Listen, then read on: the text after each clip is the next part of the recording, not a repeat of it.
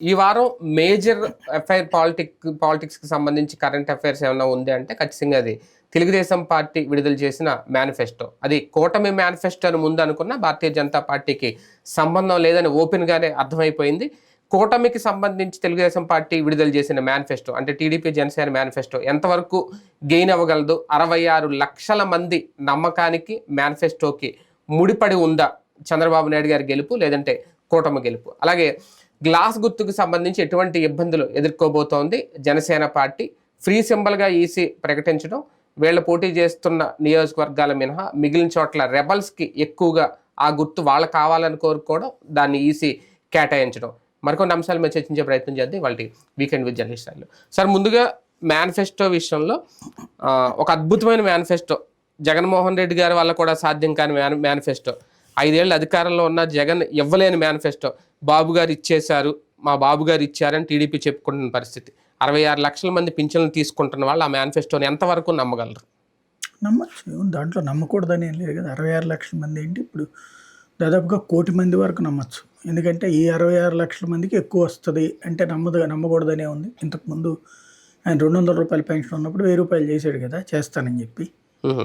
అట్లాగే చివరిలో ఈయన 2000 చేస్తానప్పుడు ఆయన చేశాడు కదా. అప్పటికైతే అప్పటిదాకా 39 లక్షల మందికి ఇచ్చాడు. ఆ తర్వాత మళ్ళీ ఇంకో 30 లక్షల ఇంకొక 20 లక్షల మందికి యాడ్ చేశాడు. కాబట్టి పెన్షన్ల విషయంలో చంద్రబాబు నమ్మకూడదు అనడానికి ఏం లేదు, నమ్మచ్చు, అది చేసేస్తారు కూడా, చేయొచ్చు కూడా. దాంతో పాటుగా ఇప్పుడు ఈయన చెప్పింది 50 ఏళ్ల వరకు పెన్షన్, అది కూడా చేస్తారు. 50 ఏళ్ల వరకు బీసీ, ఎస్సీ, ఎస్టీ, మైనార్టీలకు అని చెప్తున్నారు. అది దగ్గరగా ఇంకొక 40 లక్షలు 60 లక్షలు ఉంటారు. 60 లక్షలు అనుకుంటా దగ్గరగా. అక్కడంటే 50 ఏళ్ళు లెక్క కావడం, అదే ఆ కమ్యూనిటీలో ఎంత ఉన్నదే వాళ్ళు కదా. అసలు ఓసీ ఎంత మంది ఉన్నారు, ఉన్నదే వాళ్ళు కదా. వాళ్ళు మొత్తం కలిపితే దగ్గరగా 50-60 లక్షల మంది అని చెప్తున్నారు. అది కూడా పెన్షన్ 4000 రూపాయలు అన్నటువంటి. కాబట్టి ఇవ్వచ్చును, ఇవ్వడం పెద్ద కష్టం కదా. అంతే ఖచ్చితంగా. దాని ద్వారా నెలకు ఇప్పుడు ఉన్నటువంటి లెక్క ప్రకారం చూస్తే టోటల్గా 1200 కోట్లు ఎంత పడుతుంది అట్ నెలకి. అది ఆ రేంజ్లో ప్రిపేర్ అవ్వాలి. మేనిఫెస్టో విడుదలైతే హిట్ కొట్టేసింది ఒక రకంగా. రేపొద్దున దాన్నే నమ్మితే ఆయన గెలుస్తారా లేదనేది ఆ పాయింట్ మీద ఆధారపడి ఉంటుంది. ఒకప్పుడు మేము 66 లక్షల మందికి ఇస్తున్నాం, మీ అధికారంలోకి వచ్చిన తర్వాత జగన్ చెప్పుకుంటున్నారు. పింఛన్ తీసుకున్న వాళ్ళందరూ ఆయన నమ్మే ఓటేసినప్పుడు ఇప్పుడు చంద్రబాబు గారికి కూడా అదే ఓటు బ్యాంక్ వస్తుందని ఎంతవరకు అనుకోవచ్చు? తప్పేం లేదంటున్నా, అందులో రావచ్చు. వాళ్ళు అనుకోవడంలో తప్పేం. అంటే ఓటు బ్యాంక్ మొత్తం ట్రాన్స్ఫర్ అయిపోతుందా దీనివల్ల? ఇప్పుడు దాంట్లో తెలుగుదేశం వాళ్ళు క్రిందసారి కూడా పెన్షన్లు తెలుగుదేశం వాళ్ళకి తెలుగుదేశానికి కేసు ఉంటారు కదా, వాళ్ళు జగన్కి ఎందుకు కేసు ఉంటారు 2000 ఇచ్చినప్పుడు. కాబట్టి ఎవరి ఓట్లు వాళ్ళకు ఉంటాయి. అంటే అందరూ వేసుంటే ఈయన ఎందుకు ఓడిపోతాడు? కొన్ని ఓట్ల ఇల్లు ఉంటాయి కదా ఉండేది. మిగతా వాళ్ళు కూడా ఉన్నారు కదా వివిధ వర్గాలు. దాంట్లో చంద్రబాబు ఓట్లు చంద్రబాబు పడి ఉంటే జగన్ ఓట్లు జగన్కి పడి ఉంటాయి. కాబట్టి అది పెద్ద ఇష్యూ ఏం కాదు. ఇవి ట్రిప్ నమ్ముతారా లేదంటే ఖచ్చితంగా అయితే నమ్మచ్చు. ఎందుకంటే ఇంతకుముందు జరిగిన పరిణామాలు చూసుకున్నప్పుడు 66 లక్షలు అనేది అబద్ధం. వాళ్ళు మొట్టమొదట్లో 39 లక్షలు ఇచ్చేవాళ్ళు. తర్వాత జన్మభూమి కమిటీల ద్వారా దాన్ని మళ్ళీ ఏది చివరిలో లాస్ట్ 6 మంత్స్ బిఫోరే కొన్ని సంఖ్య పెంచి అది కూడా 3 నెలల ముందు ఇచ్చారు. నాకున్న అవగాహన వరకు నేను అప్పుడు చేసినటువంటి అంటే ఫీల్డ్లోనే ఉన్నాను, అంటే హెడ్గా ఉన్నాను కాబట్టి న్యూస్ హెడ్గా వివిధ సెంటర్ల నుంచి తెప్పించిన ఇంటర్వ్యూలు కానీ కొంతమందితో నేను మాట్లాడింది కానీ చూస్తే లాస్ట్ 3 మంత్స్ బిఫోర్ ఇచ్చారు డబ్బులు. లాస్ట్ మంత్ అయితే 2 నెలల డబ్బులు కూడా ఇచ్చారు. అది కొంత ఫీలింగ్ రావడం కోసం అని చెప్పేసి. బట్ అది కొంచెం డ్రామాటిక్గా అనిపించింది, జనాలు దాన్ని సీరియస్గా తీసుకోలే. చివరిలో 2000 పెంచడం కానీ అది అందువల్ల తేడా వచ్చింది. అదే కనుక ఏడాదికి పెంచుంటే అది వేరేగా ఉండేదేమో, లేదా చివరిలో అప్పటికప్పుడు ఇవ్వడం పెన్షన్లు అన్నటువంటిది కొంత ఇది రేపు అతను వచ్చిన తీయడ్లే అనేటువంటి నమ్మకం వచ్చింది. 3000 వస్తాయి అన్నటువంటి ఉద్దేశం. వాళ్ళు ఏమనుకున్నారంటే అప్పుడు టోటల్ 3000 వస్తాయి అనుకున్నారు. ఇట్లా దశల వారి 250 అనుకోవాలి. ఇప్పుడే 2000 వచ్చింది, రేపు 3000 వస్తాయి కదా అనుకున్నారు. సరే దశల వారీగా చేసినప్పుడు అది జగన్ది తేడాని, కానీ తర్వాత అది అర్థమయ్యేటట్టు అవగాహన చేసేసుకున్నారు కాబట్టి వదిలేశారు. ఇప్పుడు 4000 ఇస్తాను అన్నప్పుడు పెద్ద ప్రాబ్లం ఏం కాదు, వస్తుందని అనుకుంటారు. కాకపోతే ఈలోపు తెలుగుదేశం కానీ తెలుగుదేశం అనుకూల మీడియా కానీ చేసిన ఓవర్ యాక్షన్ ఎంతవరకు మైనస్ చూడాలి. ఏదైతే వాలంటీర్లని ఆపించడం, ఇళ్ళ దగ్గరికి పోనీయకుండా చూడటం, తర్వాత సచివాలయాల దగ్గరికి పంపించడం, మళ్ళీ అక్కడి నుంచి తీసుకెళ్లి బ్యాంకులు, ఇవన్నీ జగనే చేయించాడని చెప్పినా నమ్మరు. ఎందుకంటే 5 ఏళ్ల నుంచి జనం ఇంటి దగ్గరికి వెళ్ళిన డబ్బులు అకస్మాత్తుగా జగన్ ఆపిచ్చేసాడు, రోడ్ల మీద వృద్ధుల్ని తెచ్చారు అని ఈనాడు ఆంధ్రజ్యోతి రాసినంత మాత్రం నేను నమ్మరు కదా. నిమ్మగడ్డ చేసిన పాపం, లేకపోతే ఈనాడు ఆంధ్రజ్యోతి వీళ్ళందరూ వాలంటీర్లని కొట్టినటువంటి దెబ్బ, ఇవన్నీ అందరూ చూసిందే కదా. అంటే మరీ అంత చదువు రానటువంటి వాళ్ళు ఏం కాదు, కొంతవరకు అవగాహన ఉండకపోవచ్చు, కానీ ఆ వృద్ధుల్లో ఆవేదన ఉంటుంది, విషయం అది ఉంటుంది, అవగాహన ఉంటుంది. ఎందుకంటే ఎన్నో తరాలను చూసుంటారు కదా, 2 తరాలు చూసుంటారు వాళ్ళు, వాళ్ళకు ఉండే అవగాహన వాళ్ళకు ఉంటుంది. దాంట్లో ఇప్పుడు వెళ్ళి బ్యాంకుల దగ్గర నిలబడుతున్నప్పుడు తిట్టుకునే తిట్లు ఏవైతే ఉంటాయో అది జగన్ తిట్టుకోవట్లేదు వాళ్ళు, అది మైనస్. ఆ కోణంలో చూసినప్పుడు చంద్రబాబు 4,000ని ఇక్కడ 3,500 డామినేట్ చేస్తుందేమో అనుకోవచ్చు. ఈ 2 నెలలు వ్యూహాత్మకంగా వ్యవహరించారు అనుకోవాలా ఆ విషయంలో. జగన్మోహన్ రెడ్డి గారు ఒక ట్రాప్ వేశారంటారా? జగన్ ట్రాప్ వేసి ఉంటే కనుక జగన్ అయితే ఇంకా ఏం చేద్దుడు, ఈ 3,000 రూపాయలకి తోడు ఏ పువ్వు పంపించడమో పండ్లు పంపించడమో చేసేవాడు. జగన్ ట్రాప్ వేస్తే రోడ్డు మీదకి లాగాలను. మరి ఎన్నికల సంఘం ఇంటికే పంపిణీ చేయండి అని చెప్పినా సరే ఎందుకు సీఎస్ దాన్ని సీరియస్ కాగితం తీవనండి, ఎక్కడ ఉందో చూస్తాను నేను కూడా. ఎన్నికల సంఘం ఏమని చెప్పింది అందులో, డైరెక్ట్గా వాళ్ళ అకౌంట్లోనన్నా ఎలక్ట్రానిక్ మోడ్నన్నా చూడండి, ఎవరైతే కదలలేని వాళ్ళు ఉన్నారో వాళ్ళకి ఇంటి దగ్గరే ఉంది. ఇప్పుడు ఈ బ్యాంకుల దగ్గర కదలలేని వాళ్ళు వచ్చారా? లేదు కదా. లాస్ట్ టైం అయితే సచివాలయానికి వచ్చారు మొన్న లాస్ట్ మంత్, అది కూడా కదలలేనటువంటి వాళ్ళని ఇంటి దగ్గర చాలా మంది మంచాల మీద తీసుకొచ్చారు, ఎత్తుకుని తీసుకొచ్చారు. కావాలని డ్రామా ఆడింది అది వైసీపీ వాళ్ళు ఆడిన డ్రామా, కొంతమందిని తీసుకొచ్చి, అందరినీ అన్ని చోట్ల కాదు కదా. అంటే అప్పుడు బ్యాంక్ అకౌంట్లకి వేయలేదు కదా, ఈ నెల అంటే వేసారు కదా. అదే అసలు యాక్చువల్ గా అదే అప్పుడు కూడా వీళ్ళ దగ్గరే ఇవ్వమన్నారు, ఎవరు కదలలేనటువంటి వాళ్ళు. వీళ్ళు కొన్ని డ్రామా చేశారు, కదలలేని వాళ్ళని రోడ్డు మీదకి తీసుకురావడం అనేటువంటి, అంతకు తప్పించి దాన్ని భయపడిపోయి వీళ్ళు బ్యాంకుల్లో వేయించారు.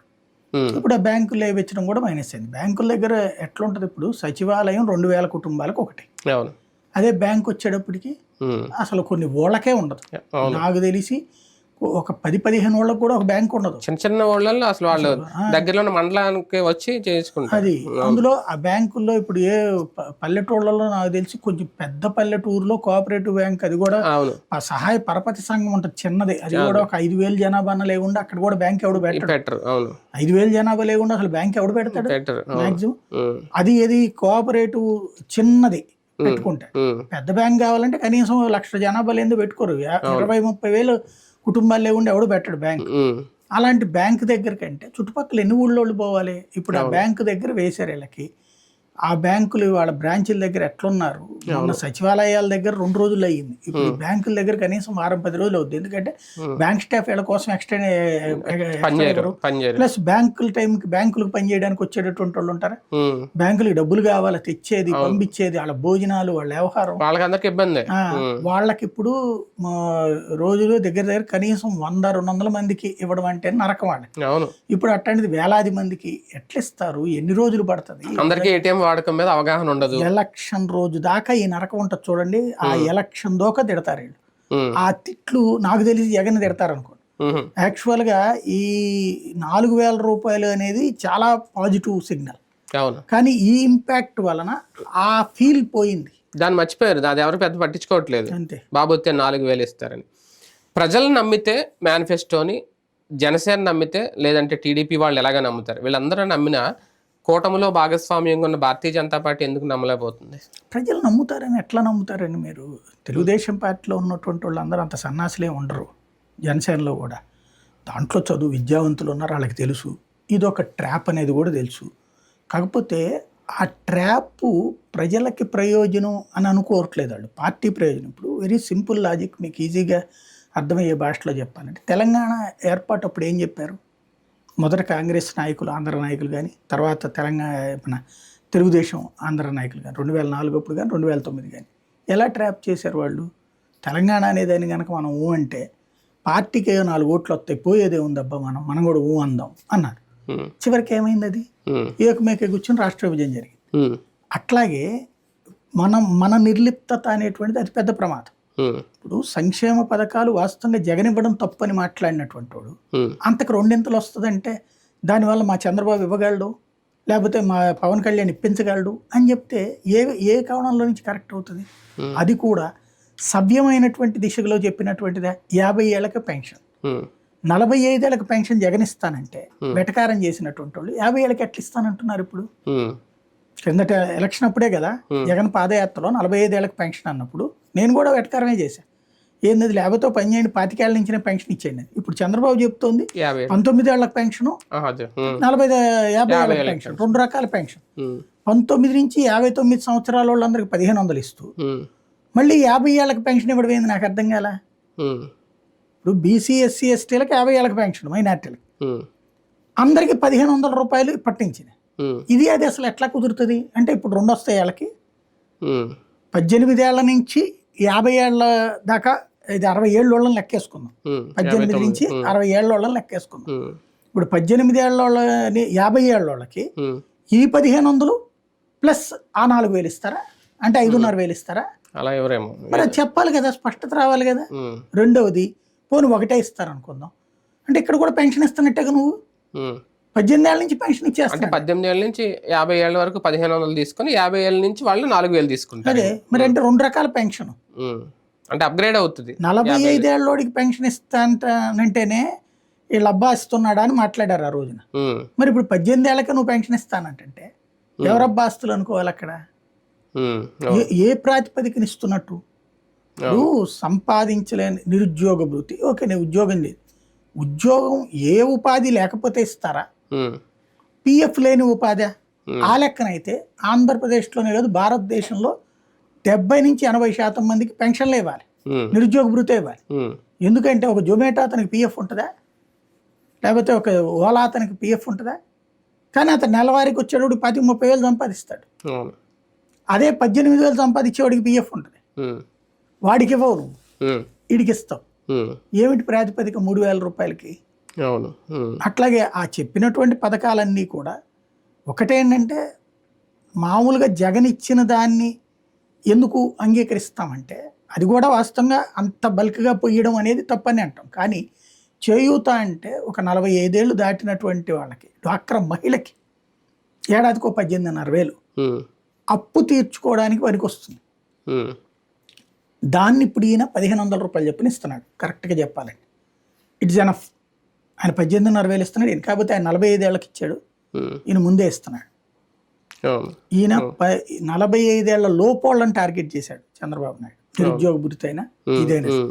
జగన్ అబౌవ్ 45 వాళ్ళనే టచ్ చేశాడు తన పథకాలు. డ్వాక్రా మహిళలు అంటే ఎవరికైనా వర్తిస్తుంది అనుకోండి, రుణమాఫీ లాంటి. ఇప్పుడు ఇంకా ఇంకా ముందుకంటే ఎన్టీ రామారావు కంటే రాజశేఖర రెడ్డి భారీగా, రాజశేఖర రెడ్డి కంటే చంద్రబాబు నాయుడు భారీగా ఇస్తానని చేయలేకపోయాడు. ఇప్పుడు మళ్ళీ రాజశేఖర రెడ్డి కంటే జగన్మోహన్ రెడ్డి భారీగా చేశాడు, ఇప్పుడు మళ్ళీ జగన్ కంటే భారీగా చేస్తానంటున్నాడు. చేయగలడా? ఇది ఈ నమ్మకం మీద ఆధారపడి ఉంది ఎలక్షన్ అంతా కూడా. కూటమి మేనిఫెస్టోపై మోడీ బొమ్మ ఎందుకు మిస్ అయింది? వద్దన్నారు వాళ్ళే, మా బొమ్మ ఏం అవసరం అని అడిగారు వాళ్ళు. ప్రాక్టికల్గా ముందు రోజు జరిగింది ఏంటంటే ఒక ముస్లిం రిజర్వేషన్స్ అంశం మీద వివాదం వచ్చింది. ముస్లిం రిజర్వేషన్లని ముందు రోజున మధ్యాహ్నం టైంలో చంద్రబాబు గారు ట్వీట్ చేశారు, ఈ ముస్లింల నుంచి ఎవరు అని ఉంటారు సార్, బాగా నెగిటివ్ అయిపోతున్నాం మనం ముస్లింలు అన్న అని చెప్పేసి. ఆ సుబ్లీనో గుబ్లీనో ఎవరు ఉన్నారు కదా, అలాంటి వాళ్ళు ఏదో మాట్లాడుంటారు. వెంటనే ఈయన ట్వీట్ ఒకటి చేసి పడేశారు, ముస్లిం రిజర్వేషన్లు 4% మేము కట్టుబడి ఉన్నామని చెప్పి. వెంటనే దాన్ని తీసుకుని ఒక 3-4 బీజేపీ నాయకులు వాళ్ళ అధిష్టానం దృష్టికి తీసుకెళ్లారు. ఇది పెట్టుకుని రేపు పొద్దున్న మేనిఫెస్టోలో పెడితే రేపు పొద్దున మనం ఏం సమాధానం చెప్తాం పబ్లిక్కి? ముస్లిం రిజర్వేషన్స్ దేశవ్యాప్తంగా అదొక పెద్ద సంచలనం అయిపోతుంది వస్తుంది కదా అని చెప్పి అడిగారు. అనగానే వాళ్ళు వెంటనే వీళ్ళని మేనిఫెస్టో కాపీ ఏదో పంపించండి అని చెప్పారు. పంపించారు వీళ్ళు. పంపించగానే దాంట్లో ఇది ఉంది, మరి ఇది మేము వ్యతిరేకం కదా అని చెప్పారు. మీరు కూడా వ్యతిరేకించాల్సిందని మేము చెప్పట్లేదు, మేమైతే దీనికి వ్యతిరేకం కదా అన్నారు. ఇది తీసేయండి అన్నారు. దాంతో అది తీసేసి మళ్ళీ పంపించారు వీళ్ళు. ఆ మేనిఫెస్టోలో లేదు ముస్లిం రిజర్వేషన్ కాబట్టి ఆ విధంగా అది తీసి పంపించారు. అయితే ఆ తర్వాత ఇవన్నీ చదివిన తర్వాత ఏంది ఈ సంక్షేమ పథకాలు లెక్క ఏంది, దాదాపు 1,00,000 కోట్లు దాటిపోతుంది కదా, ఎట్లా కడతారు అని చెప్పి అడిగారు. లేదు చేయగలరు, చంద్రబాబు గారి అనుభవం ఇవన్నీ మామూలుగా మనకి చెప్పినట్టే చెప్పారు. వాళ్ళు మనంత అమాయకులు కాదు కదా చెప్పి, సరే అట్లయితే ఓ పని చేయండి, ఇప్పటికిప్పుడు పొత్తు అనేటువంటి దాని కాన్సెప్ట్లో మనం ఏం చేయలేం కదా, ఓ పని చేయండి దాంట్లో మా బొమ్మ వద్దు, అట్లాగే మీ బ్యాక్గ్రౌండ్ కూడా రేపు పొద్దున పెట్టుకున్నట్టు మా బొమ్మ పెట్టుకోవద్దు. మేమేం చెప్తామంటే రేపు పొద్దున అసలు మేము మీ ఇద్దరు కలిసి మేనిఫెస్టో రిలీజ్ చేసుకోండి అని చెప్పారు. చెబితే మళ్ళీ అప్పుడు పవన్ కళ్యాణ్ని మళ్ళీ క్రైసిస్ మేనేజర్గా మధ్యవర్తిత్వానికి పవన్ కళ్యాణ్తో మాట్లాడించారు. పవన్ కళ్యాణ్ అడిగితే వస్తాడు, మా వాళ్ళు ముట్టుకోరు, పురంధేశ్వర్ రాదు, సిద్ధార్థనాథ్ సింగ్ని పంపిస్తారు. సిద్ధార్థనాథ్ సింగ్ ఓ రకంగా ఈయనకి పెట్టే, చంద్రబాబు గారి క్లోజే, అందుకని ఆయన కోరినట్టు అనపర్తి పని చేసి పెట్టాడు ఆయన. సిద్ధార్థనాథ్ సింగ్కి మంచి కాంటాక్ట్ ఉంది ఈయనకి, ఆ విధంగా సక్సెస్ అయింది. తీరా చూస్తే అదే విధంగా ఇక్కడ అవుతుంది అనుకుంటే సిద్ధార్థనాథ్ సింగ్ మాట కూడా అయిపోయింది. ఎందుకంటే ఏంది ఇదే అనపర్తి ఇష్యూ ఎప్పుడైతే నల్లమెల్లికి సీటు బీఫామ్ నడ్డా చేత తిప్పించారో అక్కడతో ఈయన కూడా ఇటు కమిటెడ్ అనేటువంటి ఫీలింగ్ వాళ్ళకి వచ్చేసింది. వచ్చిన తర్వాత ఆ పరిణామక్రమే ఈ మార్పు అన్నటువంటిది అనమాట. నిజంగా వాళ్ళు తీసేయమంటే తీసేసారా బొమ్మ? మోడీ బొమ్మ ఉంటే మైనారిటీ ఓట్లు లాస్ అవుతాయని చెప్పి టీడీపీ తీసేసింది. అట్లా తీసేస్తుంటే అసలు బీజేపీతో పొత్తు పెట్టుకోరు కదా, లేదా బయటకు వచ్చేసామని చెప్పి ఇంకొంచెం అంటే అప్పుడు ఆ ప్రకటన ముందు చేయలేదు కదా, ముస్లిం రిజర్వేషన్ 4% రద్దు అనేది ముందు అంత కమిట్మెంట్ చెప్పలేదు కదా. ఉంది కానీ మొన్న అమిత్ షా చెప్పిన తర్వాత అది బాగా రేజ్ అయింది. వాళ్ళు అప్పటి నుంచి వాళ్ళు from the beginning Muslim reservations అన్న దాని మీద క్లియర్ గా చెప్తూనే ఉన్నారు. మేము వస్తే యూసీసీ చెప్తున్నారు, చెప్పారు, అన్నీ చెప్తున్నారు. అట్లా అట్లాంటివి ఉంటాయని వాళ్ళకి తెలుసు కూడా. అందులో గట్టిగా ఈ దఫా మరింత స్ట్రాంగ్గా వెళ్తారు. కిందసారి అయోధ్య ఎజెండాని తీసుకున్న తర్వాత ఈ దఫా ఇంకా స్ట్రాంగ్గా వెళ్తారని తెలుసు వాళ్ళకి. అలాంటప్పుడు తెలియనంత అమాయకులేం కాదు కదా. కాకపోతే ఎట్లాగైనా గెలవాలి. ప్లస్ రెండోది ఏంటంటే ఇక్కడ ఒక నిర్ణయం మనం ఒక ఆస్పెక్ట్లో డిసైడ్ చేసుకోవాలి. ఒక స్థాయికి వచ్చాక అటు ఇటు డిసైడ్ చేసుకోవాలి. ఇప్పుడు ఇది రైటిస్ట్ పార్టీనా లెఫ్టిస్ట్ పార్టీనా తెలుగుదేశం అక్కడ తేల్చుకోలేకపోతున్నారు, సందిగ్ధ స్థితిలో ఉన్నారు. YSR Congress party rightist party. ఎందుకంటే పెట్టుబడిదారీ వ్యవస్థ దీన్ని అంగీకరిస్తుంది, కానీ పేదరికాన్ని పెట్టుబడిదారీ వ్యవస్థ ద్వారా పేదరికాన్ని అధిగమించాలనే అమెరికా తరహా మనస్తత్వం. భారతీయ జనతా పార్టీ ఎజెండా అదే. అదే తెలుగుదేశం ఎజెండా ఏంటి? పేదవాడుగా ఉండాలి, పెద్దవాళ్ళ ద్వారా కొంత ప్రయోజనం చేకూర్చాలి. పెద్దవాడిని చేయడం అంటే కాస్త ఫ్రీ ఏదన్నా ఇవ్వటం. ఆ పేదవాడికి పెద్దవాడి చేత ఇప్పించేటప్పుడు ఎంత ఇస్తాడు? మనకు 25,000 అవసరమైనప్పుడు 500 చేతిలో పెట్టి కడుపు నిండా తినవయ్యా అని చెప్తారు. ఆకలితో ఉండాల. ఇది లెఫ్టిస్ట్ సిద్ధాంతం. రష్యాలో చైనాలో ఏం చేస్తారు? ఆకలితో ఉంచి అంత ఇస్తారు. అంతేగాని అక్కడ కోటీశ్వర్లు అయిపోతారు జనాలు ఎవరుగా. ఎందుకని? వాళ్ళకి స్వతహాగా ఆస్తి హక్కుని ఎదగనియరు. ఇది ఆయా దేశాలకు ఉన్నటువంటి ఫార్ములా. పార్టీ వాళ్ళు మాత్రమే ఎదుగుతూ ఉంటారు. ఇక్కడ తెలుగుదేశం పార్టీ విధానం కూడా దాదాపు అట్లాగే ఉంటుంది. అందులో భాగంగా ఈ విధానం చేసేటటువంటి వాళ్ళకి తెలియవా ఈ వ్యవహారాలన్నీ? ముస్లిం రిజర్వేషన్ సిస్టమ్స్ ఏంటి, దానివల్ల ఎదురయ్యేటటువంటి పరిణామం ఏంటి అన్నీ తెలుసు. వీళ్ళు డిసైడ్ చేసుకోవాలి ముందే. బీజేపీతో పొత్తు పెట్టుకునేటప్పుడే మైనారిటీ ఓట్ల కోసం మనం వెంపర్లాడడం మానేసి పోలరైజ్ చేద్దాం హిందువుల్ని అని అనుకుని ఉంటే, యాంటీ జగన్ నువ్వు రావాలనుకున్నప్పుడు ఫార్ములాతో వచ్చేయాలి. యాంటీ ముస్లిం అనుకోవద్దు నువ్వు, ప్రో ముస్లిం, ప్రో క్రిస్టియన్. ఎట్లాగా మేము హిందువులోని అన్యాయం కానివ్వం అనేటువంటి నినాదం తీసుకుని బీజేపీ ఇక్కడ ఎదగదు. ఎందుకంటే బీజేపీ కంటే కూడా స్ట్రాంగ్గా మాట్లాడగలిగినటువంటి వాయిస్ తెలుగుదేశం దగ్గర ఉంటుంది, ప్రాంతీయ పార్టీ. ముస్లిం ఓట్లు ఎన్ని ఉన్నాయని రాష్ట్రం మొత్తం మీద వెళ్తే 30 లక్షలే కదా. ఆయా 4 కోట్ల ఓటర్లు ఉన్నటువంటి చోట, 5 కోట్ల ఓటర్లు ఉన్నటువంటి చోట 30 లక్షల గురించి నువ్వు మొత్తం ఎందుకు చేసుకుంటావు? బేసిక్గా క్రిస్టియన్ ఓట్లు నువ్వు ఎట్లాగో తీసుకోగలవు, నీకు దావు నువ్వు, లేదా అవి రెండు నీకు రావు అనుకున్నప్పుడు మిగతా వాళ్ళందరినీ పోలరైజ్ చేయాలి కదా. ఇప్పుడు ప్రతి ఒక్కరికి ఒక కోపం ఉంది. ఇదివరకటికి ఇప్పటికి తేడా ఏంటంటే మత మార్పిడల విషయంలో అప్పుడు జరుగుతాయి, ఇప్పుడు జరుగుతాయి. అవి తక్కువ, ఎప్పుడు ఏది ఎక్కువ అనేటువంటిది హిందూ సంఘాలకు తెలుసు. మత మార్పిళ్ళని మేము ప్రోత్సహించాం. అట్లాగే మేము అధికారంలోకి వస్తే కనుక ముస్లింలు చక్కగా నమాజ్ చేసుకోవచ్చు, పూజలు చేసుకోవచ్చు, ఏమైనా చేసుకోవచ్చు, కానీ రోడ్ల మీద ఉండటానికి వీల్లేదు. హిందువులనైనా అంతే చెప్తాం, క్రిస్టియన్స్నైనా అంతే చెప్తాం. మేము పర్ఫెక్ట్ అందరి మత స్వేచ్ఛని అంగీకరిస్తాం. ఆ మత స్వేచ్ఛ వాళ్ళ ప్రాంగణాలకు పరిధి దాటి మిగతా వాళ్ళ మీద ఇబ్బంది పెట్టకూడదు అని చెప్పుంటే తటస్థులు కూడా ఎతికి టర్న్ అయ్యేవాళ్ళు కదా. అలా కాకుండా ఇటు ముస్లిం ఓట్లు కావాలి, అటు హిందూ ఓట్లు కావాలన్నప్పుడు క్లాష్ వస్తుంది. ఎప్పుడూ లేనిది రిలీజియన్ ఆస్పెక్ట్లో ఈసారి ఆంధ్రప్రదేశ్లో ఎన్నికలు జరుగుతాయని ఎంతవరకు అనుకోవచ్చు? ఖచ్చితంగా చివరికి వచ్చింది. అది మొదట్లో లేదు.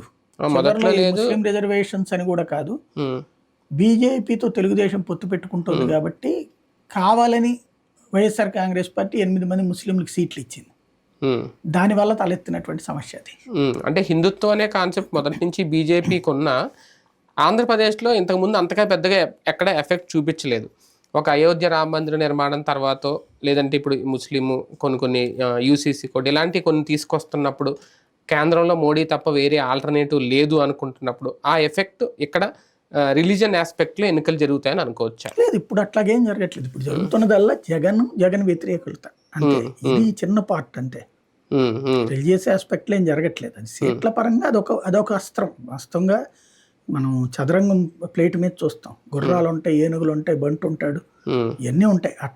అట్లాగే రకరకాల దాంట్లో ఇది ఒక అస్త్రం, ఇది రిలీజియస్ రిజర్వేషన్ అనేది. అంటే ఒక మోడీని చూసినప్పుడు, ఒక అమిత్ షాని చూసినప్పుడు, ఈ 3 పార్టీలు కలిసి బీజేపీ లోగో అక్కడ కనిపించినప్పుడు ఆ హిందుత్వం అనే కాన్సెప్ట్ పైకి వస్తుందా?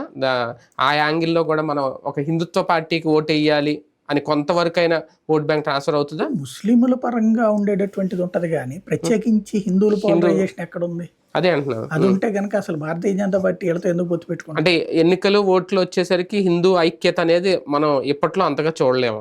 దక్షిణాదిలో అది కష్టంగా ఉంది. అంటే ఉత్తరాదిలో వచ్చేటప్పటికి వాళ్ళు బాధితులు, ఇప్పటికి కూడా పాకిస్తాన్ బాధితులు, లేకపోతే బంగ్లాదేశ్ నుండి వలస వచ్చే వాళ్ళ బాధితులు, వాళ్ళకందరికీ ఎక్కువ ఉంటుంది కాబట్టి వాళ్ళు కొంచెం ఆర్గనైజ్డ్ అవుతారు. మనం ఏంటంటే మొదటి నుంచి కూడా బ్రిటిష్ వాళ్ళ దగ్గర పెరిగిన వాళ్ళం కాబట్టి మన దగ్గర ఇటు పక్కన ఆ వాతావరణం తక్కువ ఉంటుంది. ఇంకోటి ఇక్కడ ఏంటంటే క్యాస్ట్ కన్వర్షన్స్ ఎప్పుడూ జరిగిపోయినాయి. ఇక్కడ హిందువులు అనేటువంటి వాళ్ళు పేరుకి హిందువులుగా ఉన్నారు కానీ ఇప్పుడు ఫర్ ఎగ్జాంపుల్ ఇక్కడ ఎస్సీలోనే ఉన్నారు, 1 కోటి మంది ఎస్సీలు ఉన్నారు అనుకోండి, దాంట్లో దాదాపు 80 లక్షల మంది మతం మారి ఉంటారు. కాబట్టి ఇక్కడ మతపరమైనటువంటి పోలరైజేషన్ సాధ్యం కావట్లేదు. దానికోసం బీజేపీ ప్రయత్నం అయితే గట్టిగా చేస్తుందా ఏపీలో? ఇప్పుడు ఏం చేయదు, దాన్ని చేయాలంటే దానికి ఏమైనా రావాలి కదా. ఎప్పుడైనా విక్టిమ్ కార్డ్ అనేటువంటి విక్టిమ్ ఇంపాక్ట్ అన్నటువంటిది ఎప్పుడు బిగిన్ అవుతుంది అంటే, ఇప్పుడు ఫర్ ఎగ్జాంపుల్ బెంగాల్లో హిందువులు వేధింపులకు గురైనప్పుడు ఆల్టర్నేటివ్ వెతుక్కున్నప్పుడు బీజేపీ పనికి వచ్చింది. అది ఉత్తరప్రదేశ్ సుదీర్ఘకాలం పాటు అజాం ఖాన్ ఈ గ్యాంగుల హింస పడిన తర్వాత మార్పు వచ్చింది. అట్లాగే ఇప్పుడు ఇక్కడైతే అంత కఠినంగా, అంటే ప్రస్తుతానికి ఇక్కడ 2 ప్రాంతీయ పార్టీలు కూడా ముస్లిం బుజ్జిగిస్తే కానీ అక్కడ అంత క్రూరత్వంగా లేదు, సమాజ్వాదీ లాగాను మమతా బెనర్జీ. కాబట్టి ఇక్కడ కొంత సేఫ్గా నడుస్తున్నది. ఆ తేడా వచ్చింది అనుకోండి అప్పుడు పోలరైజ్ అవుతారు, కానీ ఇప్పుడైతే క్యాస్ట్ పరమైన పోలరైజేషన్ ఉంటుంది. ల్యాండ్ టైటిలింగ్ యాక్ట్ ఎవరి గుండెలపై కొంపటి?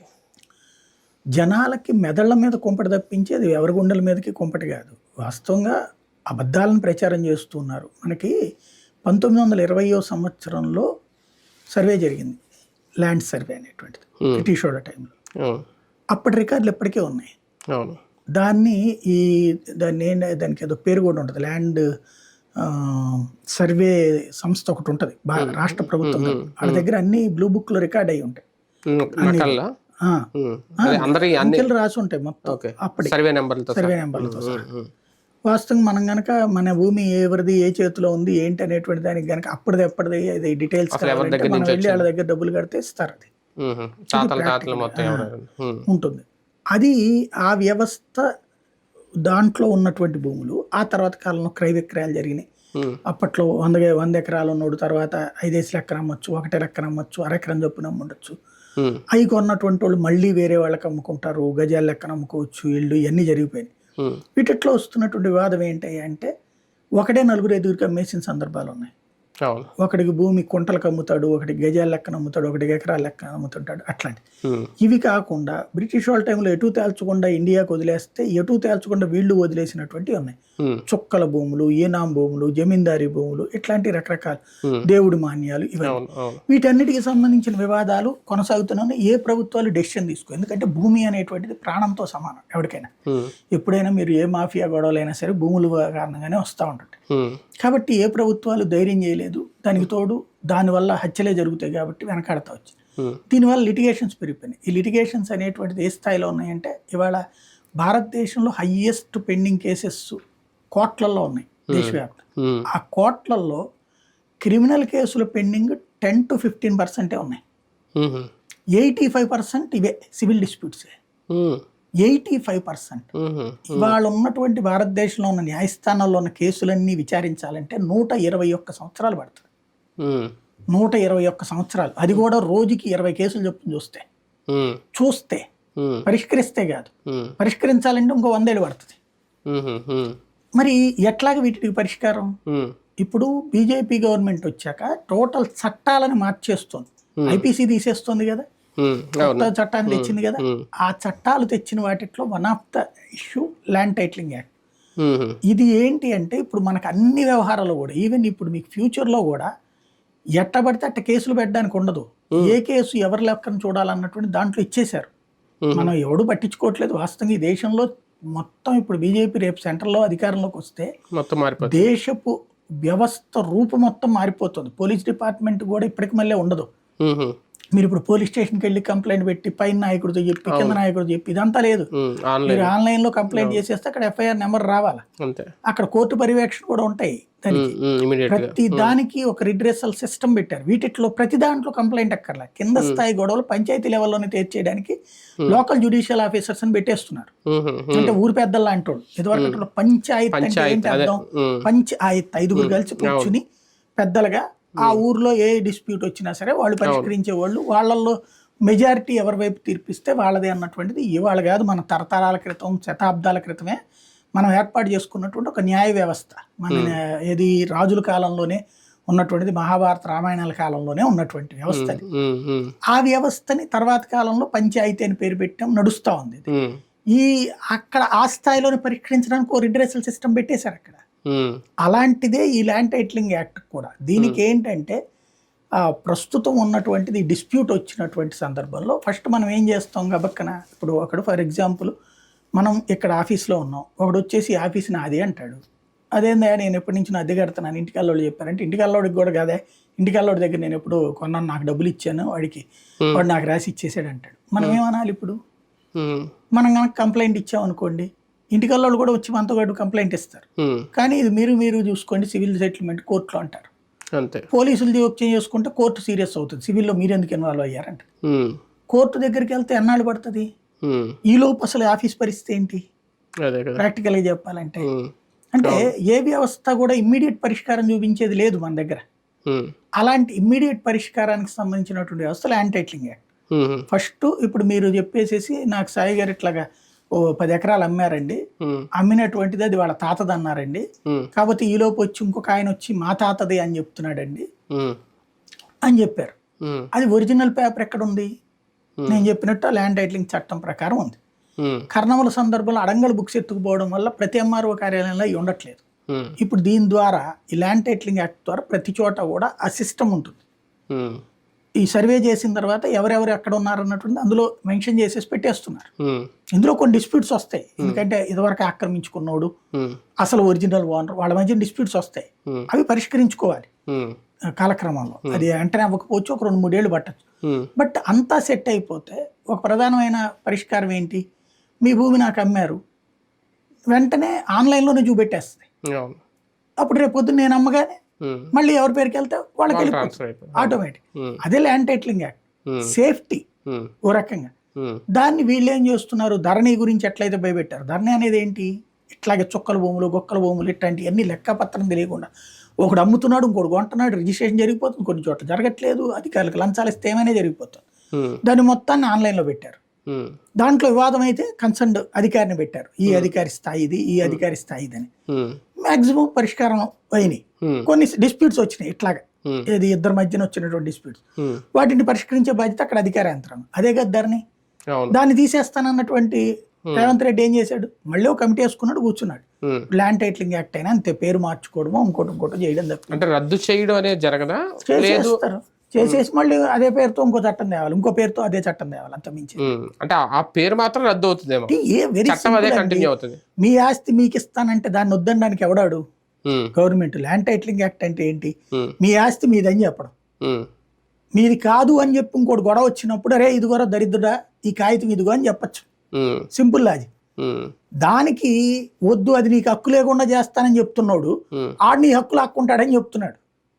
ఏళ్ల తరబడి రాజకీయ పార్టీలను నమ్ముకొని భూదేపుడీలు, భూ ఆక్రమణలకు పాల్పడిన వాళ్ళందరూ ఇప్పుడు రోడ్డును పడతారేమో ఈ యాక్ట్ వల్ల. అదే కదా సమస్య. ఇప్పుడు ఎక్కడో ఎందుకండి, అమరావతి ప్రాంతంలో ఉన్నటువంటిది యాజ్ ఆఫ్ నామ్స్ చూసుకుంటే ఆ భూమి సదరు వ్యక్తి అమ్మినందుకు చట్టం తెచ్చేశారు వీళ్ళు, assign land. As of norms అయితే కనుక అసైన్ ల్యాండ్ అమ్మకూడదు. అవును. కానీ తెచ్చేసి వీళ్ళు చట్టం తేవడం ద్వారా దాన్ని ఓకే చేశారు, అది చట్టబద్ధమే ఇప్పుడు. అవును, ఏది 2013 చట్టం ప్రకారం మార్చారు. అవును, మార్చారు. తర్వాత ఏది దీని ప్రకారం కదా, అమరావతి యాక్ట్ కింద తీసుకొచ్చి సిఆర్డి యాక్ట్. కాబట్టి అక్కడ వెళ్ళిపోయింది వాళ్ళకి వెళ్ళిపోయిన తర్వాత ఏం చేస్తారు ఇప్పుడు? అట్లాంటిది ఇంకేం చేయలేరు. అలా కాకుండా కొంతమంది అమ్మకుండా రాయించుకున్నారు, వాళ్ళే ఆగిపోతాయి, వాళ్ళ భూమి వాళ్ళకి వస్తుంది. ఇట్లాంటి అనమాట. అట్లాంటి ఒక రకంగా సాల్వ్ అవుతాయి కొన్ని సమస్యలు, అయితే పరిష్కారం అవుతాయి. ఇప్పుడు పరిష్కారాలు 3-4 దశల్లో ఉంటాయి. ఈ మనం మొట్టమొదటే కోర్టు దగ్గరికి వెళ్ళిపోతే చెప్పాను నేను, మా తాత ముత్తాతల నాటి వివాదం నడుస్తూనే ఉన్నది, అది ఎప్పటికీ నడుస్తూనే ఉంటుంది. అది దానికి మనం ఆస్తులు అమ్ముకోవాలి, లేకపోతే పక్కింటి వాడిని అమ్ముకుని తీసుకెళ్ళాలి. దానికి బదులు వదిలేయడమే బెటర్ అనుకుంటాం. అది ఇక్కడ ఆ ప్రాబ్లం లేకుండా సెటరేట్ చేస్తున్నారు అంతే. ఆంధ్రప్రదేశ్లో ఈసారి 2 మేనిఫెస్టోల్లో కూడా రుణమాఫీ అనే అంశానికి చోటు దక్కలేదు. ఎందుకు, కారణం ఏంటి? ఎవరికి ధైర్యం చేయట్లేదు. రుణమాఫీ చేస్తానని చెప్పి పక్కన చెప్పినటువంటి కర్ణాటకని నమ్మలేదు, తెలంగాణని నమ్మారు. అక్కడ పబ్లిక్ నమ్మి చేయగలిగారా? ఇక్కడ మళ్ళీ అవి 2 చూసాక ఇక్కడ నమ్ముతాడు ఎవడన్నా? రెండవది, జగన్ రుణమాఫీ చేసేటట్టయితే 2014 చేసేవాడు కదా, 2019లో పెట్టేవాడు కదా, పెట్టలేదు కదా. 2019లో ఆయన చేస్తాను రుణమాఫీ, డ్వాక్రా రుణమాఫీ, అది కూడా ఏకదమ్ కాకుండా 5 ఏళ్ళు చేస్తాను అన్నట్టు చేశాడు కదా. అతనికి ధైర్యం లేదు. ఇప్పుడు అతని లెక్క ఏంటంటే ఇప్పటికి 70,000 కోట్ల రూపాయలు అవుతున్నది. మళ్ళీ రేపు పిఆర్సీ ఇస్తే కనుక ఈ శాలరీస్ ఇప్పుడు మొన్న లాస్ట్ ఇయర్ 11,000 పెరిగినాయి లాస్ట్ టర్మ్లో 5 ఏళ్లలో. ఈ దఫా అది వచ్చేటప్పుడు దగ్గర 28,000 కోట్లు 30,000 కోట్లు పెడుతుంది. అంటే ఇంకో 15,000 20,000 కోట్లు పడుతుంది అడిషనల్ బడ్జెట్. ఎందుకంటే సచివాలయ సిబ్బంది కూడా ఉన్నారు. అప్పుడు సిబ్బంది తక్కువ మనకి, ప్రభుత్వ ఉద్యోగులు. ఇప్పుడు దగ్గర ఇంకో 2.5 లక్షలు 2 లక్షలు యాడ్ అయ్యారు, 1,50,000 మినిమం యాడ్ అయ్యారు. వీళ్ళందరికీ కూడా కలిపి లెక్కేస్తే దగ్గరగా 25,000 కోట్ల రూపాయలు ఎక్కువ జీతాలు ఇవ్వాల్సి వస్తుంది. ఎక్కడి నుంచి వస్తాయి డబ్బులన్నీ? ఈ డబ్బులన్నీ లేనటువంటి సందర్భంలో ఎట్లా చేయగలమని అతను ఆగాడు. చంద్రబాబు నాయుడు ఎందుకు ధైర్యం చేయలేదంటే, ఇంతకుముందు ఓ రకంగా మన వీడియోలో ఫాలో అవుతున్నారని తెలియదు. ఎందుకంటే మనమే అనుకున్నాం ఇట్లా ఏకదమ్ ఇచ్చేదానికంటే ఏడాదికి 20,000 ఇస్తానంటే బెటర్ కదా, ఏకదమ్ ఎట్టాగా ఇవ్వలేరని జనం నమ్మేస్తున్నారు, అందులో పక్కన రేవంత్ కానీ కర్ణాటక కానీ చేయలేదని అదే ఇంప్లిమెంట్ చేశారు. 20,000 అని పెట్టారు. ఒక రకంగా మనం మన డిబేట్ లో నేను 2-3 సార్లు ప్రస్తావించాను, అదే పెట్టారు వాళ్ళు 20,000. పింఛన్లు సొమ్ములు పెంచేయడం, లేదంటే కార్పొరేషన్ పేరుతో రకరకాల నేస్తాల పేరుతో పెంచేయడం, దానివల్ల రుణమాఫీ అనే కాన్సెప్ట్ చేయలేకపోతున్నారా? భారం పెరిగి అవి అన్న తగ్గిస్తే రుణమాఫీ లాంటిది పోనీ డ్వాక్రా మాఫీయో వ్యవసాయ రుణమాఫీ ఏదైనా జరిగి ఉండేదా? నమ్మదగ్గ హామీ ఇస్తేనే బెటర్ అనుకున్నారండి. కిందసారి రుణమాఫీ చెప్పి చేయనటువంటి వాడు ఈసారి చేస్తారని నమ్ముతారు.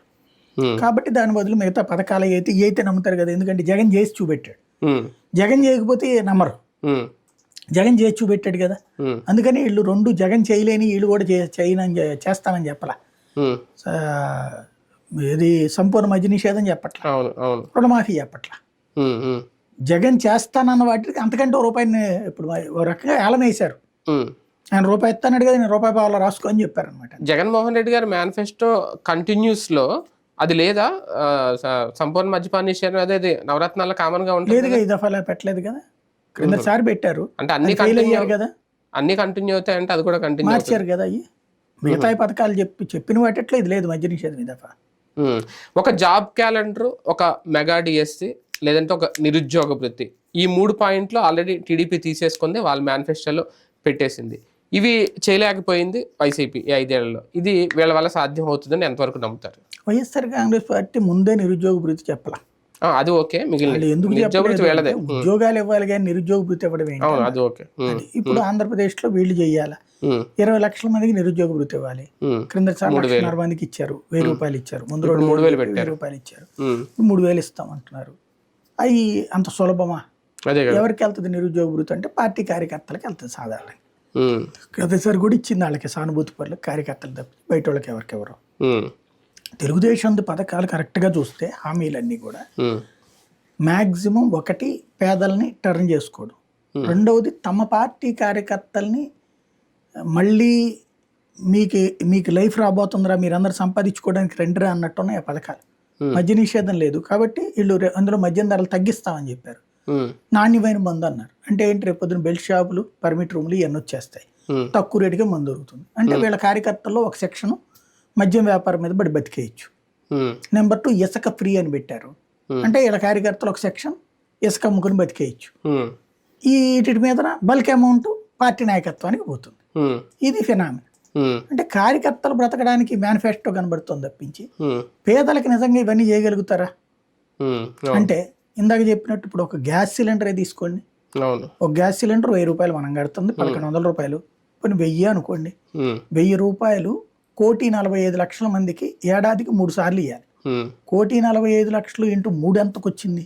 అక్కడ 2,15,00,000 వచ్చింది. అవును 2,15,000 అంటే 2,35,00,000 దగ్గర దగ్గర అవును 2,35,00,000 ఇంటూ 3,000 రూపాయలు ఉమ్, ఎంత వెళ్ళిపోతుంది అసలు?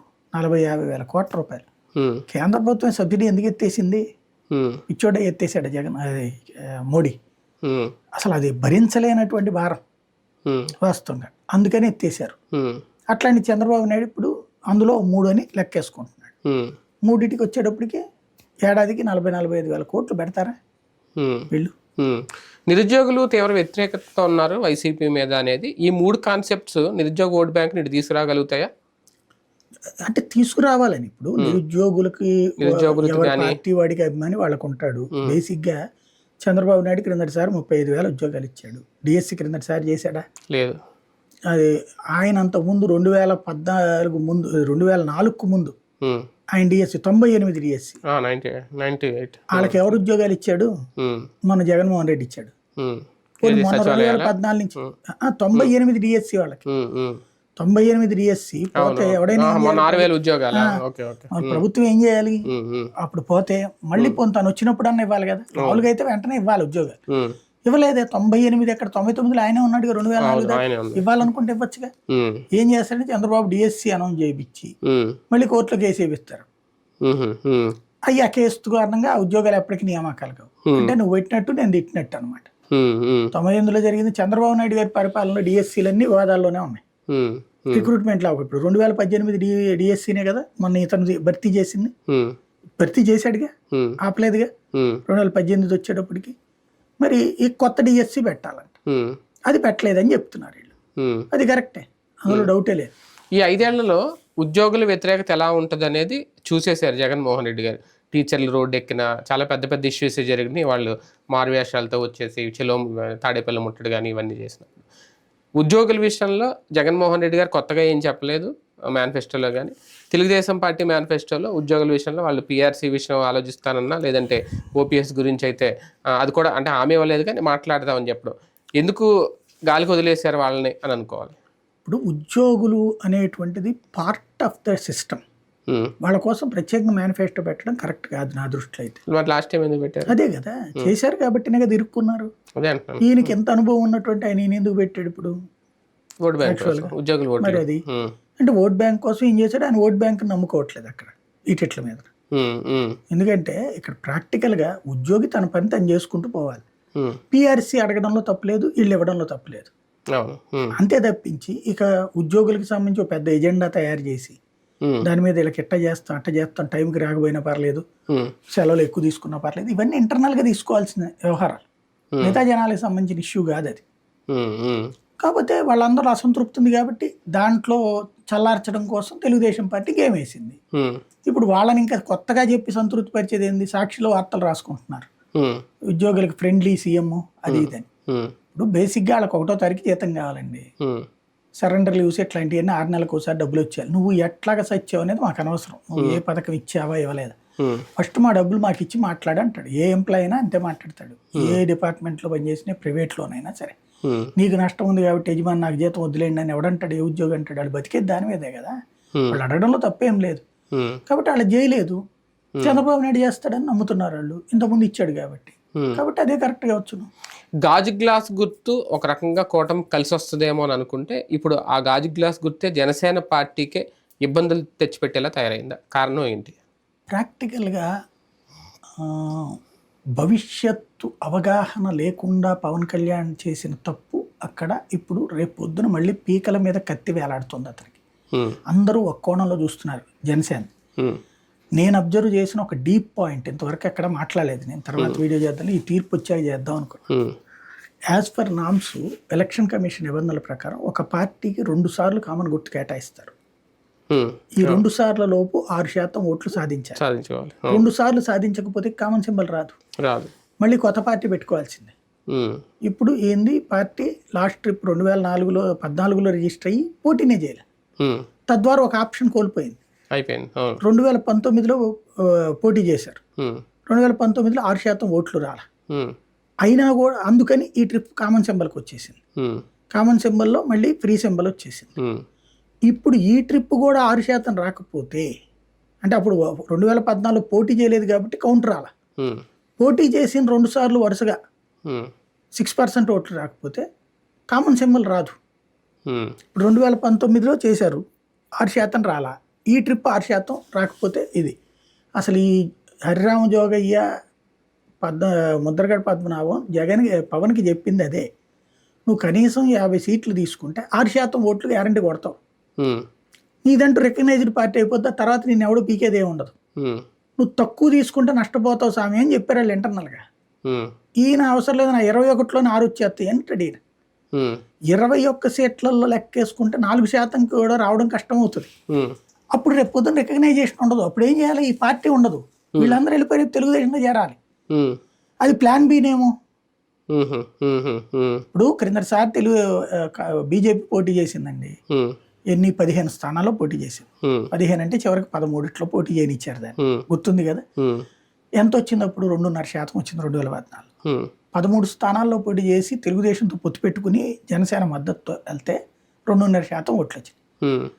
15కి ఎక్స్ట్రా డబుల్ అంటే 30, పోనీ 13కి డబుల్ అంటే 26. ఇప్పుడు 21 కదా ఇది. 13కి 2.5% వస్తే వీళ్ళకి ఎంత వస్తుంది మొత్తం కలిపి? 4.5%.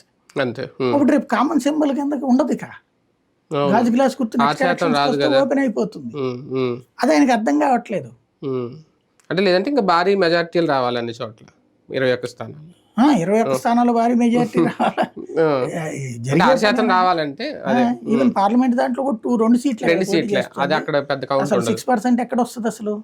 ఇంపాసిబుల్ కదా. కాబట్టి అసలు అతను మరి ఏ ఉద్దేశంతో చేస్తున్నాడు? అంటే ఎప్పటికీ ఇంకా గాజు గ్లాస్ అనేది అద్దె గుర్తులాగే చూడాలా జనసేనకి? అంతే కదా. అంతే కదా. ఇప్పుడు అదొక సమస్య అయిపోతుంది. రెండోది గాజు గ్లాస్ గుర్తించి ఫస్ట్ వెళ్లాల్సినటువంటి ఇది ఇప్పటిదాకా లేట్ అయింది. వీళ్ళు ఎంపీటీసీ జెడ్పీటీసీ ఎలక్షన్స్ లో కనుక అన్ని చోట్ల పోటీ చేస్తుంటే ఖచ్చితంగా 6% ఓట్లు ఉండే. ఎందుకు అప్పుడు వీళ్ళు పోటీ చేయాలి తెలుగుదేశం? అన్ని చోట్ల పోటీ చేస్తుంటే నాకు తెలిసి 15% ఓట్లు వచ్చిండే వీళ్ళకి ఆ రోజులు. 15 నుంచి 20%. బీజేపీ జనసేన కలిసి పోటీ చేస్తే టోటల్ గా వాళ్ళకో 10%, వీళ్ళకో 15% వచ్చేది. వీళ్ళు అది పోటీ చేయాలి. చేస్తే చెప్పడానికి ఇక్కడ ఉండేది. ఇప్పుడు గాజు గ్లాస్ గుర్తు క్లియర్గా ఉండేది. కార్పొరేషన్ మున్సిపల్ ఎన్నికల్లో సర్పంచ్లు అంటే కుదరదు, ఎందుకంటే అది సింబల్ లేదు కాబట్టి. కానీ కార్పొరేషన్స్ పనికి వస్తుంది. స్టేట్ రికగ్నైజ్ అయితే సెంట్రల్ రికగ్నైజేషన్ కష్టం కాదు. ఇదిగో వచ్చింది కదా, మేము మున్సిపల్ ఇట్లా చేసాం కదా 8% అని చెప్పచ్చు. అవి వదిలేసేయడం మూలంగా తెలుగుదేశంతో టైఅప్ అయిపోయి ఇంటర్నల్ గా అక్కడక్కడ మాత్రం పోటీ చేయడం వల్ల 6% అక్కడ రాలేదు కదా. వీళ్ళు 21%, 22% అని బయటికి చెప్పడం తప్పించి పోటీ చేసిన చోట కాదు మార్కులు లెక్కేయాల్సింది. మొత్తం మార్కులు లెక్కేస్తారు, అక్కడ దెబ్బతిన్నారు. ఇప్పుడు కూడా రేపు పొద్దున వీళ్ళు ఇదే అడుగుతారేమో, 21 స్థానాల్లో మేము 6% ఓట్లు పైన సాధించాం కాబట్టి మాకంటారేమో తెలియదు. రెబల్స్ ఒక రకంగా జనసేన మీద ఎక్కువ రగిలిపోతున్నారు అనుకోవాలా? ఎక్కువ వాళ్ళే అడిగారంట మాకు గ్లాస్ సింబలే కావాలని ఈసీ కూడా ప్రయారిటీలో అదే వాళ్ళకి 5 సింబల్స్ ఎన్నో ఉంటాయంట కదా, అందులో 3 సింబల్స్ అందులో ఇది పెట్టినప్పుడు ఎక్కువ అందరూ కామన్ గా గ్లాస్ సింబల్ పెట్టారు అనేది. అంతే కదా. ఇప్పుడు ఒకటి లైమ్ లైట్ లో ఏది ఉంటే అది. మీకు ఒకటి చిన్నగా గుర్తు ఏంటంటే, నాకు బాగా గుర్తు, రత్నకుమారి పోటీ చేసినప్పుడు విజయవాడలో కొబ్బరి చెట్టు గుర్తుకి అసెంబ్లీ నియోజకవర్గాల్లో అందరూ చుట్టుపక్కల వాళ్ళు అందరూ అది అడిగారు. ఎందుకంటే కోగంటి సత్యం కొబ్బరి చెట్టు గుర్తుకు పోటీ చేసేటప్పుడు అతను బాగా ధనవంతుడు కావడం, విపరీతంగా ఖర్చు పెడుతూ ఉండటంతో పోటీ చేసేటప్పటికి అది బాగా పాపులర్ చేసుకున్నాడు పేపర్లో కానీ ఇట్లో కానీ అంతా కూడా. అందుకని పక్కన అసెంబ్లీ స్థానాల్లో వాళ్ళు కూడా అది అడిగారు. నిజంగానే అతనికి 20,000-25,000 ఓట్లు వచ్చినాయి. సేమ్ టైం మిగతా నియోజకవర్గాలు కూడా 6-7 చొప్పున వచ్చినాయి. వాళ్ళు ఎవరో కూడా తెలియని అభ్యర్థులు. కాబట్టి కొన్నిసార్లు అట్లా సింబల్ ఇప్పుడు గాజు గ్లాస్ గుర్తు అనేది వెల్ నోటెడ్. అందులో ఇప్పుడు రోజు టీవీల్లో పేపర్లు అన్నిట్లో యాడ్లలో వస్తుంది. ఇప్పుడు రేపు పొద్దున మీకు అదే సమస్య అవుతుంది. అక్కడికి వెళ్ళిన తర్వాత ఇప్పుడు ఉంది, ఫర్ ఎగ్జాంపుల్ పార్లమెంట్ స్థానంలో గాజు గ్లాస్ గుర్తుండి అసెంబ్లీ స్థానంలో కమలమో సైకిల్ ఉందనుకోండి, ఫస్ట్ వీడు వెళ్ళి వీళ్ళకి ఏం చెప్పారు, మీకు సైకిల్ కనబడితే సైకిల్ వేయండి, గాజు గ్లాస్ గుర్తు కనబడితే గాజు గ్లాస్ గుర్తు. ఇప్పుడు 2 స్థానాల్లోనే గాజు గ్లాస్ గుర్తు పోటీ ఇది జనసేనకి ఇచ్చారు. మిగతా 4 చోట్ల వాళ్ళకి ఇచ్చారు కదా. ఆ 4 చోట్ల వాళ్ళు గాజు గ్లాస్ గుర్తుకేసేసారు అనుకోండి, ఏమైపోయింది అక్కడ? ఇప్పుడు అనపత్తి ఉంది, పార్లమెంట్ లోనే కమలం కనిపిస్తుంది, అసెంబ్లీలోనే కమలం కనిపిస్తుంది. అక్కడ ఇండిపెండెంట్ గా ఎవరో ఒకరికి గ్లాస్ వచ్చింది అనుకోండి, ఏమవుతుంది? ఇప్పుడు సైకిల్ కనబడదు, సైకిల్ ఓటేయాల్సిన అందరూ గ్లాస్ కేసేస్తారు, అప్పుడు ఓవరాల్ గా ఇక్కడ లాస్ అవుతుంది కదా. అంతే కదా. అట్లాగా అదేంటంటే కలిసి వచ్చే కాలం వస్తే నడిచి వచ్చే కొడుకు పుడతారంటారు, కాలం కలిసి రాకపోతే తాడే పామే గరుస్తుంది అంటారు. అట్లాంటి వన్ ఆఫ్ ద ఫ్యాక్టర్. ఒక రకంగా ఈ విషయంలో మాత్రం స్వయంకృత అపరాధం అనుకోవాలా? అనడానికి ఏం లేదు పాపం, వాళ్ళ చేతిలో కూడా లేదు. అదేలేండి. అంటే ఈ ఓవరాల్ గా 10 ఏళ్ళ కోసం మార్చలేరు కదా. అంటే 10 ఏళ్ళ నుంచి ఒక స్ట్రక్చర్ మెయింటైన్ చేయలేకపోవడం, కార్పొరేషన్ మున్సిపాలిటీలో చేసి ఉండాల్సింది నిర్లక్ష్యంగా ఉన్నారు. ఎక్కడెక్కడ సాక్రిఫై చేయడం. నిజంగా చిరంజీవి గారు ప్రచారం చేస్తారా? ఒకవేళ చేస్తే అది ప్లస్ అవుతుందా? మరి చేస్తే ఈ పాటిగా చేయాలి కదా, ఇంక చేస్తున్నట్లేరు. ఆయన ఇబ్బంది పెట్టినట్టున్నారు, మీరు చేయండి అని. కానీ చిరంజీవి నేను అనుకోవడం పవన్ కళ్యాణ్ అడుగుండడు, నాగబాబు కూడా అడుగుండడు, చిరంజీవి గారికి కూడా ఇంట్రెస్ట్ ఉండదు. కానీ ఆంధ్రజ్యోతి రాధాకృష్ణ గారు పేపర్లో రాస్తే వస్తారని చేసి ఉంటారు, ఒత్తిడి చేయడం కోసం. వస్తే చేస్తే తప్పేం లేదు కూడా. అంటే వాళ్ళిద్దరు వెళ్ళారని చెప్పి వాళ్ళకి సపోర్ట్ చేసి ఒక వీడియో పెట్టారని చెప్పి వెళ్ళని వేసుకున్నారా, వచ్చేస్తారేమో సీఎం రమేష్, పంచకర్ల రమేష్ ఒక రకంగా ప్రెషర్ చేయడం చిరంజీవిని, ఎందుకు చెయ్యవు నువ్వు అని చెప్పేసి. ఆయన వస్తే కనుక రావచ్చు, ఆయన ఇబ్బంది ఎక్కువ అనుకుంటే రావాలి. లేదు వాళ్ళ ఫ్యాన్స్, నాకు కూడా ఫ్యాన్సే కదా, నన్ను ఏమి ఇబ్బంది పెట్టర్లే, ఎందుకంటే ఎట్లాగో నేను సపోర్ట్ చేశాను కాబట్టి మా తమ్ముడికి అని చెప్పి వదిలేసేయి. ఫీల్డ్లోకి ఆయన రావడం అంటే డిఫరెంట్, అంటే తన ఫార్ములాని వదిలేసుకున్నట్టు. అప్పుడు నెక్స్ట్ ట్రిప్ గ్యారంటీ ఖచ్చితంగా మిగతా వాళ్ళు కూడా ప్రెషర్ బిగిన్ అవుతుంది, మిగతా రాజకీయం అంతా బిగిన్ అవుతుంది. ఫైనల్ గా నిజంగా గెలవడం కోసమేనా పిఠాపురం మీద అంత ఓవర్ కాన్సన్ట్రేషన్ అనాలేమో? అందరినీ దింపుతే నిజంగా చిరంజీవి గారు వస్తే ఓకే, లేదు ఆయన కూడా అక్కడికే దింపుతున్నారు, లేదంటే మెజారిటీ కోసమా? ఖచ్చితంగా గెలవడం కోసమే ప్లానింగ్ ఉంటుంది. ఆ పైన భారీ మెజారిటీ రావాలని కోరుకుంటారు. ముందు గెలుపు తర్వాత మెజారిటీ కదా బేసిక్గా. ఇంకోటి ఏంటంటే క్రిందసారి దెబ్బతిని ఉన్నారు కాబట్టి, ఆ దెబ్బతిన్న పులి లాంటిది పవన్ కళ్యాణ్ వ్యక్తిత్వం, రివర్స్ అయ్యి గట్టిగా అటాక్ చేస్తున్నారు. వైసీపీ వాళ్ళు కూడా కాస్తంత ఓవర్గా రియాక్ట్ అవుతున్నారు పిఠాపురం విషయంలో. ముద్రగడ పద్మనాభం లాంటి వాళ్ళు చేసిన వ్యాఖ్య, ఆయన గెలిస్తే నేను ఏకంగా పేరే మార్చుకుంటాను, ముద్రగడ పద్మనాభం రెడ్డి అని పెట్టుకుంటాను. ఏంటి అది కొత్త రాజకీయం? అంతకు మించి ఏం లేదు. పెద్ద ఆయన వయసు అయిపోతుంది, ఆ వయసు అయిపోయిన చాదస్తంలో మాట్లాడినట్టున్నాడు. అంత మించి అనవసరమైన వ్యాఖ్యలు. గెలిపిస్తానని చెప్పు, నువ్వు తప్పలేదు, పేర్లు మార్చుకుంటాను ఇట్లాంటిది. ఏంటంటే ఆ ముందు రోజున పవన్ కళ్యాణ్ రెచ్చగొట్టే ప్రసంగం చేశాడు. పవన్ కళ్యాణ్ ఫ్యాన్స్లో కొంతమంది చేద్దోలగాళ్ళు ఉంటారు, ఉప్మాగాడు అది ఇదని. అదే మొక్క ఈయన, అది వాడు మాస్ కాబట్టి, ఏదో సబ్జెక్ట్ లేనోడు కాబట్టి వాడు మాట్లాడాడంటే ఒక అర్థం ఉంది. అదే మొక్క ఈయన మాట్లాడితే ఎట్లాగా? హుందాతనం పోకూడదు కదా, హుందాతనం ఉండదు ఎప్పుడు కూడా. ఇది నేల నాకిస్తా, నరకం స్పెల్లింగ్ రాదు, ఇవన్నీ ఏంటంటే సినిమాల్లో డైలాగులు బాగుంటాయి. లేకపోతే మనం బెల్లంకోడి దగ్గర కొట్టుకునేటప్పుడు, గోళీల దగ్గర కొట్టుకునేటప్పుడు మా చిన్నప్పుడు తిట్టుకునేవాళ్ళం, రా నా కొడుక చూసుకుందాం, ఎడకొత్తవరా నీ ఆ డాష్ డాష్ నా డాష్ డాష్, ఇట్లాంటివన్నీ మాట్లాడుకునేవాడు. అది ఈయన ఈ వయసులో మాట్లాడుతుంటాడు పవన్ కళ్యాణ్ గారు, రాజకీయ పార్టీగా మాట్లాడుతుంటాడు. అదే విచిత్రం. ఒకళ్ళొకళ్ళు రెచ్చగొట్టుకుంటున్నారు అనుకోవాలేమో ఫైనల్గా. రైట్, చూద్దాం. మొత్తానికి కౌంట్ డౌన్ అయితే స్టార్ట్ అయిపోయింది, ఎన్నికల కౌంట్ డౌన్. ఇక కేవలం 10 రోజులు మాత్రమే ఉన్నాయి ఎన్నికలకు, అటు ఇటు తీసేస్తే. ఎన్నికల ప్రచారాలు కూడా ముగిపోతున్నాయి. ఏం జరగబోతోంది, ఇక ప్రజలు ఎవరికి పట్టం కడతారు, ఈ ప్రచార పర్వం హోరాహోరీగా అయితే సాగుతుంది. దీనివల్ల ఎవరికి ప్రయోజనం, ఎవరికి నష్టం, చూద్దాం.